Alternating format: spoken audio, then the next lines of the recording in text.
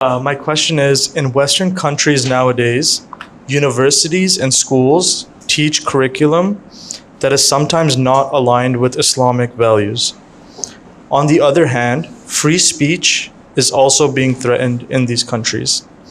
How should we as Ahmadis prepare ourselves for what is to come? Beloved Hazur is requested to provide his insight on how we should prepare for backlash or maybe even persecution in Western countries.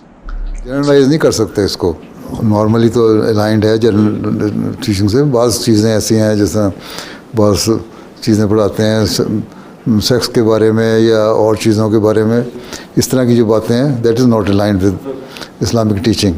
क्योंकि एक stage पे आके खुद ही इंसान को पता होना चाहिए, पता लग जाता है बड़ी एज पे, यंगर एज पे नहीं बताना चाहिए.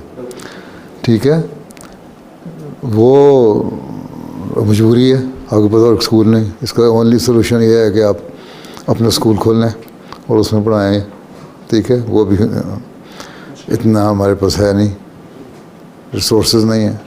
इसलिए जब घर में आते हैं बच्चे तो उनके साथ डिस्कशन करें. ये मैं बार बार कहता हूँ, डिस्कशन करें, माँ बाप उनको बताएं, समझाएं कि ये तुम स्कूल में पढ़ के आए हो, इस्लाम इसके मतलब ये कहता है, तो उनके दिमाग में दोनों कॉन्सेप्ट आ जाएं, इस्लामिक टीचिंग और सेकुलर टीचिंग जो भी है पढ़ाई जाती है स्कूल में.